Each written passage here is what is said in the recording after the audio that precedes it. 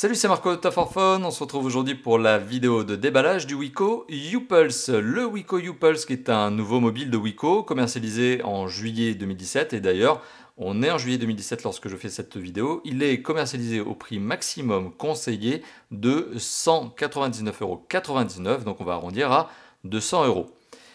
Vidéo de déballage donc qui précède, vous le savez, la vidéo de test, vidéo de déballage qui va nous permettre donc de regarder le contenu de la boîte, le téléphone et de nous faire un premier sentiment avec ce dernier, et aussi de détailler rapidement les spécifications qui potentiellement sont indiquées au dos de la boîte. Mais elles le sont, donc c'est pas potentiellement, elles le sont. Donc la boîte, on est sur une boîte très classique chez Wiko, c'est pas la première fois qu'on retrouve ce format, une sorte de format rectangulaire, cartonné, avec des scellés de protection qu'on va couper d'ici quelques instants. Wiko, c'est la marque, U-Pulse, c'est le modèle. Il existe aussi le U-Pulse Lite que vous verrez dans une autre vidéo de déballage et dans une autre vidéo de test. Et peut-être même un comparatif entre les deux. À vous de me dire ce que vous en pensez dans les commentaires. Est-ce que vous voulez un comparo? Eh bien, je vous engage tout simplement à me le mettre dans les commentaires. On a le petit sticker qui indique que le téléphone est bien designed in France. Oui, puisque les équipes de design sont bien en France. Au dos de la boîte, qu'est-ce qu'on retrouve? Eh bien, on retrouve une petite série de visuels. Voilà, tout simplement. On retrouve notamment le téléphone en couleur black. On sait qu'il est donc en noir. C'est d'ailleurs le cas de ce téléphone. Il est en couleur black. On le retrouve aussi en gold, doré, deep bleen. Alors le bleen, historiquement, c'est le vert, une sorte de vert bleu turquoise. Hein, c'est ce que vous voyez ici. C'est la couleur institutionnelle de Wiko. Et bien pour une fois, on le retrouve en couleur sombre. Donc il a été assombri. Ok, c'est original. Et le Cherry Red, qui est un rouge, qui a l'air un rouge un petit peu vif, un rouge un peu pompier. Et on retrouve surtout des spécifications. Alors qu'est-ce qu'on apprend de ce téléphone? On apprend surtout qu'il est un 5,5 pouces. En tout cas, c'est son écran qui est 5,5 pouces. C'est un écran de résolution HD, donc c'est du 720p, du HD Ready, donc non pas du Full HD. Ce téléphone est doté de la 4G, on n'en attendait pas moins, d'un capteur d'empreinte digitale. On s'en doutait notamment avec le petit rond qu'on voit à l'arrière du téléphone sur les visuels. Donc il y a bien un capteur d'empreinte digitale. Capteur photo dorsal 13 mégapixels, frontal 8 mégapixels, avec un flash, selfie, c'est écrit. 4 cœurs, donc cadencé 1,3 GHz, 32 Go de mémoire de stockage interne. Ça, c'est un bon point.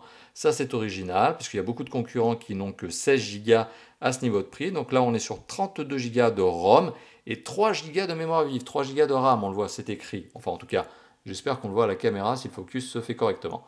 Android 7.0 Nougat avec la surcouche Wiko, très classique, que l'on détaillera lors du test. C'est bien un téléphone double SIM et il est bien doté de l'emplacement micro SD qui permet d'ajouter jusqu'à 128 Go de mémoire supplémentaire.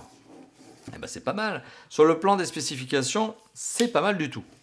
Alors si on coupe les deux scellés de protection qui nous garantissent que le téléphone est neuf, que la boîte n'a jamais été déballée, c'est bien le cas, ce téléphone est tout neuf.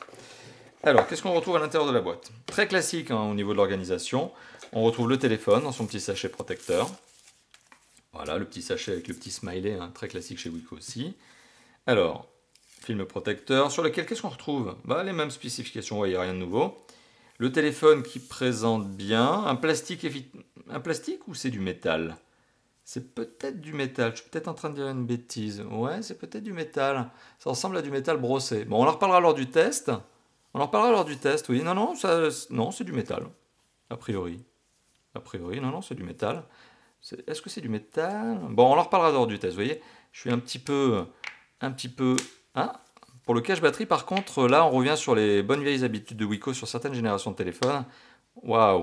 Ouais, il faut un peu forcer. Vous avez vu, la fente se trouve sur le coin inférieur droit.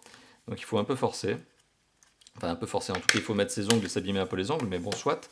Le téléphone, le voici. Ah, on remarquera que la batterie est non extractible, elle est figée. Emplacement de carte SIM 1, emplacement de carte SIM 2, les deux cartes SIM sont en format micro. On retrouve aussi l'emplacement pour la micro SD, il est bien là. Voilà. Une batterie de... Est-ce qu'on retrouve l'information dessus? Est-ce que je la vois, cette information? Non. Ça n'a pas l'air d'être écrit dessus. Non, on a du numéro de série, en tout cas, sous ce cache métallique se trouve la batterie. Donc, ouais, non, ça a l'air d'être du métal, recouvert de métal en tout cas.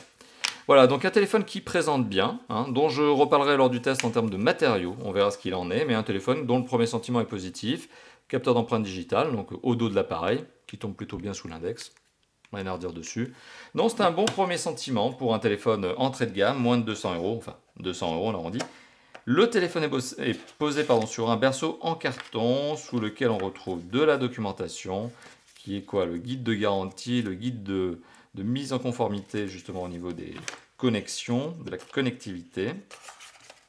On retrouve également une petite documentation supplémentaire. Quoi? Qu'est-ce qu'il vous dit?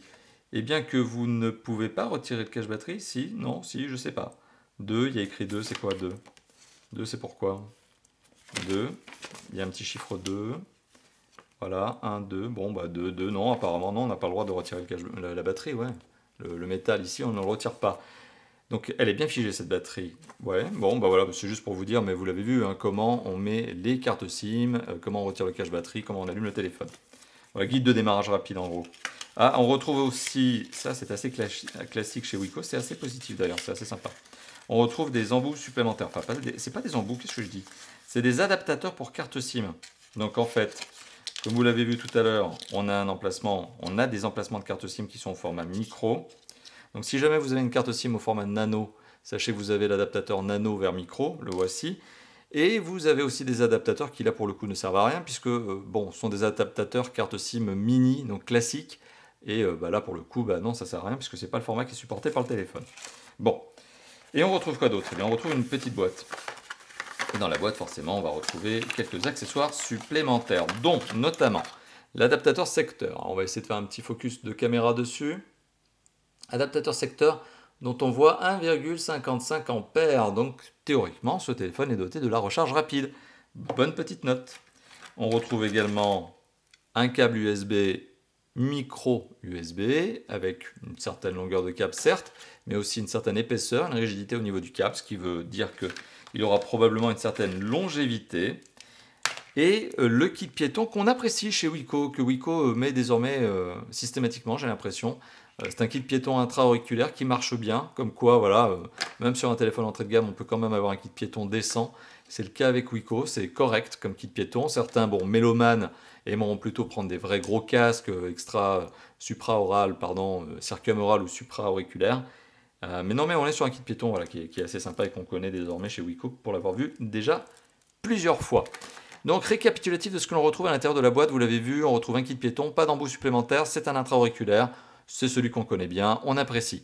On retrouve également le câble USB, micro USB, rien à dire dessus, plutôt épais au niveau du câble, c'est une bonne note, ça présage d'une bonne longévité. L'adaptateur secteur, probablement recharge rapide pour le téléphone, on en reparlera lors du test. On retrouve de la documentation, des adaptateurs supplémentaires pour carte SIM dont un seul sur 3 est réellement utile puisque les deux autres ne serviront à rien. Et on retrouve le téléphone en lui-même avec ce design effet métal, peut-être plus que d'effet métal, on en reparlera lors du test, et un téléphone qui présente bien, vous voyez, hein, les éléments sont bien ajustés. Bonne rigidité du téléphone, ah oui quand même. Ah oui, bonne rigidité du téléphone. Vous voyez, j'essaie de le faire craquer. Il craque un petit peu, c'est le cache batterie qui s'est remis en place, mais ouais, ah, c'est pas mal, hein. C'est pas mal au niveau de la rigidité. Voilà, donc c'était la vidéo de déballage qui précède, vous l'avez compris, la vidéo de test du Wiko U-Pulse, le simple, le classique. Enfin, simple, non, c'est le meilleur des deux, mais le tout court. Voilà. Allez, à bientôt. Ciao, ciao.